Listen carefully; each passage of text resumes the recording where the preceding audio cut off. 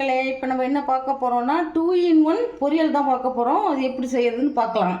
இப்போ அதுக்கு ஒரு 50 கிராம் எண்ணெய் ஊற்றிக்கிறேன்.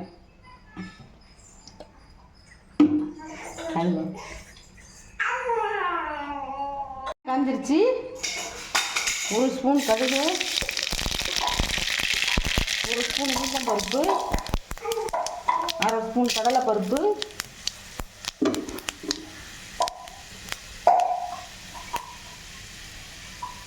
ஒரு ஒட்டு கருவேப்பிலை, ஒரு பெரிய வெங்காயத்தை அரிசி வச்சுக்கலாம். முன்னாடி பழம் எல்லாம் போடும், முன்னாடி பழம் வரணும். எல்லா பழத்தையும் இந்த புளிமீன் பொரியல் சூப்பராக இருக்கும். எல்லாத்தையும் சாப்பிடலாம். சாம்பார், காரக்குழம்பு, ரசம், தயிர் எல்லாத்துக்குமே நல்லாயிருக்கும். சாதத்தையும் சாப்பிடலாம். நம்ம பொரியல்லாம் சாதத்தில் போட்டு சாப்பிடும்போது ஒரு ஸ்பூன் நெய் போட்டு சாப்பிட்டோம்னா அருமையாக இருக்கும். இப்போ அடுத்தது 2-in-1 பொரியலுக்கு என்ன தேவைன்னா, ஒரு பாதி பரங்கிக்காய், மஞ்சள் பரங்கிக்காய், கல்யாண பரங்கிக்காய்ன்னு சொல்லுவாங்க, பாதி காய் சுரக்காய் போடுறேன். போட்டு ஒரு கை பச்சை பட்டாணி, ஒரு கை பச்சை பட்டாணி, வெள்ளை பட்டாணி கலந்து கூட வச்சுருக்கேன். அதையும் போட்டு வைப்பேன்.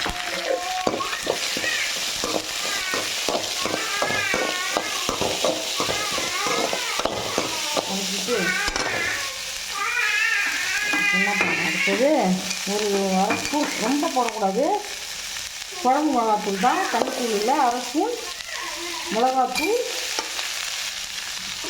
இதுக்கு இந்த டிஷ்ஷுக்கு தேவையான கல் உப்பு. சமையலுக்கு கல் உப்பே யூஸ் பண்ணுங்க, அதுதான் ரொம்ப நல்லது.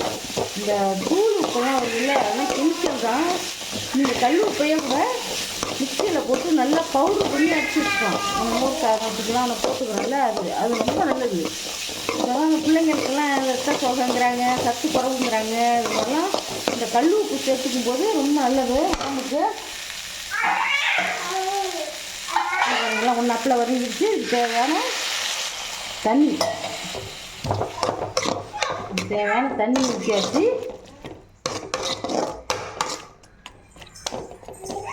இதை மூடி போட்டு ஒரு 10 நிமிஷம் வேகணும். 10 நிமிஷம் வேகட்டும். இப்போ பாருங்கள், 2-in-1 பொரியல் ரெடி ஆகிடுச்சு. இப்போ நான் ஒரு மூடியில் அரை கை தேங்காய், நல்லா ஒரு கை தேங்காய் போட்டுக்கணும். தேங்காய் போட்டால் தான் இது நல்லாயிருக்கும். தேங்காய் போட்டு நல்லா பிரட்டி பாருங்க. பொரியல் இப்படி இருக்கும், சூப்பராக இருக்கும்.